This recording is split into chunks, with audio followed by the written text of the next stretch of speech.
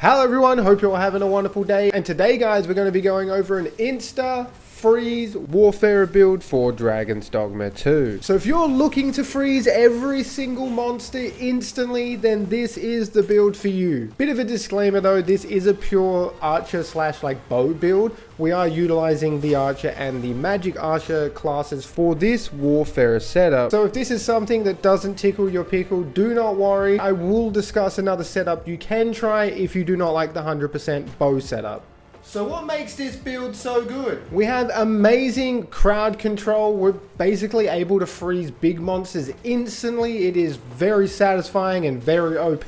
This warfare setup still has some pretty decent damage. You're gonna be able to solo most content with this build if you want to go that way. We have some really good movement courtesy of the archer vocation. Being able to slide, dodge, and jump kick away from the enemies is very handy in a game that you cannot dodge in. And surprisingly, this setup actually does have some decent stagger and knockdown potential. You're going to be able to stagger most small enemies, and you pretty much can nearly drop most big enemies very easily with this build. And of course, the most important thing, this build is just a lot of fun to play. It's really nice being able to freeze big monsters instantly. You can just stop minotaurs in their track before they can even get to you. No need to run around them. You can just freeze the living shit out of them. Dragon's Dogma 2 isn't really that hard of a game, so if you are looking for a bit of an extra challenge, this build can solo pretty much all content. Alright, enough of the entree. It's time for the main course. Now we are going to start off with the core skills first, guys. Not that there's too much to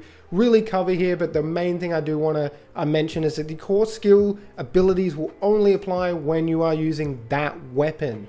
So if you want the warrior core skills, you need to use the warrior weapons. If you want the magic archer core skills, you have to use the magic archer bow. We'll start off with the archer core skills first, and these are very fundamental. I would try and get very familiar with the archer core skills because it is the bread and butter.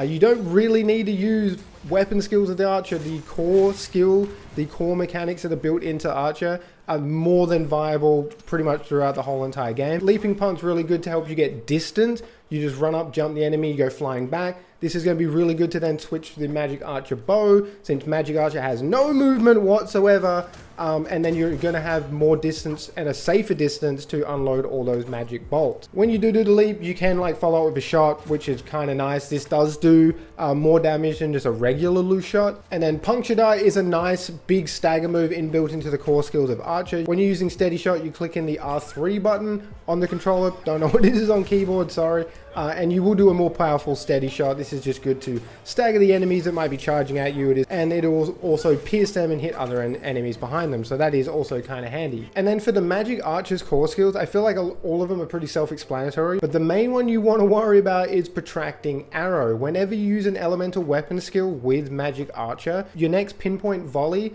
or rivet shot will apply that element to all of the bolts when they're charged up. So this is really good. You can use like a fire weapon skill, then you'll use your normal pinpoint volley or riveting shot, and it will be fire element. So you can kind of get into this flow of using weapon skill, core skill, using weapon skill, core skill, using weapon skill, core skill, and you're always going to be applying a lot of that element, therefore hopefully applying more status effect. Okay, so let's start off with the main key ingredient to being able to freeze enemies instantly, and the key ingredient is just water. You just need a little bit of H2O, and the way we're able to do this is with the delugging shot, aka the drenching shot. If the enemies are in water or if it's raining, your ice moves are going to insta freeze the target. Well, at least with Frost Hunter Bolt, it insta freezes the target even with one bolt. You don't have to charge that puppy up all the way. You can just unleash one bolt and the target's going to freeze, but they have to be wet or drenched for this to happen.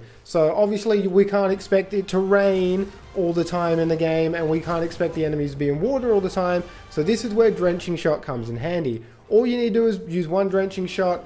Then you need to pop it, whether it be with your attacks or maybe with your pawned attacks, and then the target's going to be wet. Whenever you use any of the frost moves, whether it be Frost Hunter Bolt or even Haggle from Sorcerer or Frigor from Sorcerer and Mage, you're going to freeze the target instantly. And this is insanely OP because it's very easy to hit a target that's not moving. And I do think you do more ice damage to drench targets as well. I could be wrong, but just reading up on the Dragon Dogma 1 status effects and how they all work, if you did apply freezing element or frost element to an enemy that was wet or drenched, it will do more damage and freeze them fast. But I can 100% tell you right now that if the enemy is wet and you use Frost Hunter Bolt, it freezes them instantly. Now, since we're on the topic of Frost Hunter Bolt, let's talk about the Frost Hunter Bolt. Frost Hunter Bolt is arguably the strongest move we have at our disposal. Arctic Bolt is really good, but it has a much longer charge time. You're going to be able to get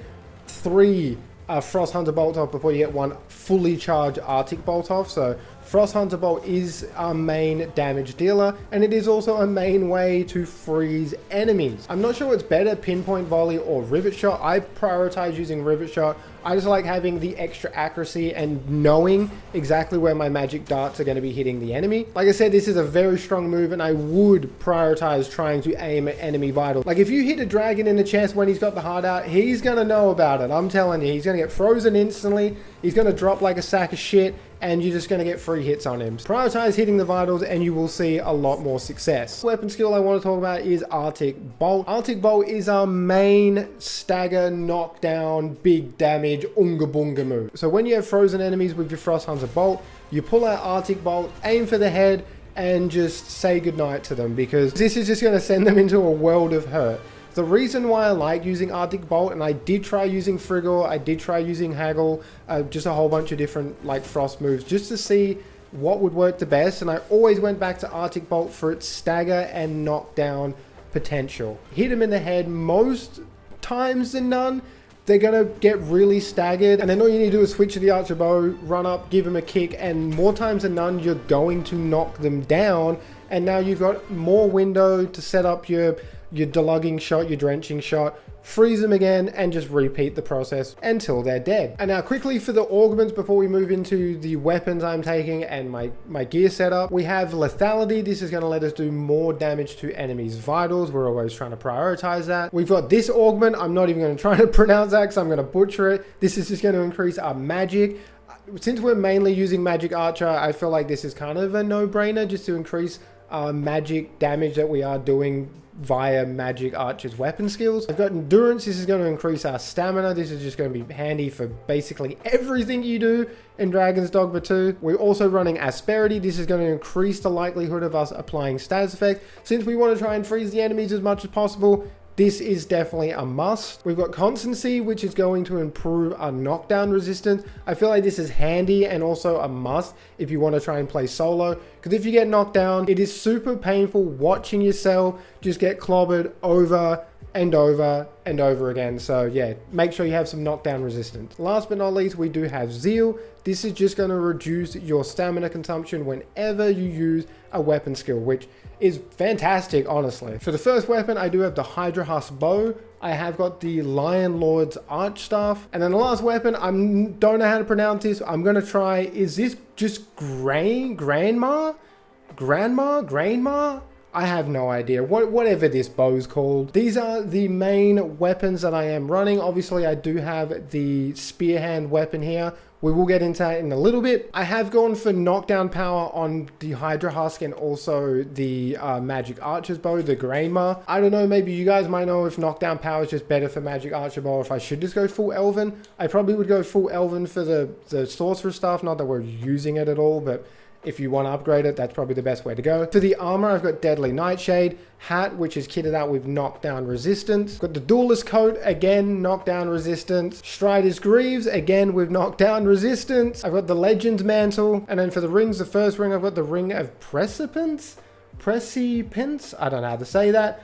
This is just going to boost our magic, which is going to be beneficial to the Magic Archer's Bow. And then for the second ring, I've got the Ring of Vehement, which is going to improve our knockdown and stagger damage, which is good for Arctic Bolt and also all of Archer's core abilities. And then if you can tell by the weapons, yes, another way to set up this build is using Spearhand. I would take away the Archer's Bow, replace it with Spearhand. You kind of also have another version of like a insta freezing build, because the Spearhand does have Redounding Bolt built into its core abilities. You hold that down, it charges up, and then you launch at the enemy, and it kind of like paralyzes them. You can chain a lot of combos off Redowning Bolt as well with Mystic Spear Hand. It's very flashy. Feel free to use whatever weapon skills you want to use if you do want to use a Spear Hand with Magic Archer. I feel like Sky Dragon's Feast is just my personal favorite. Having the Mirror Shield is going to be handy to shield yourself so you can just keep charging up all your Magic Archer abilities without worrying about getting knocked out of them. And then another really good one to use is the Dragon's Foin. You can use it as a movement ability. You can use it as a movement damage ability. You can use it to mount up on the monsters easier. Dragon's Foin and Sky Feast Hunter I feel like are two of my personal favorite moves to use with Spearhand. And I'd probably take out Arctic Bolt and Drenching Shot and replace them with 2 Spearhand moves, and then just use Frost Hunter Bolt to try and apply Frost as much as possible. And that's why I've gone with the Rewind, because it does do frost damage. So when you're using Frost Hunter Bolt and the Rewind together, you can at least try and freeze the enemies as fast as possible. The first setup is much better with Archer having the Drenching Shot than with Frost Hunter Bolt and Arctic Bolt to do the big stagger damage. But Spearhand is just so flashy and so fun to play.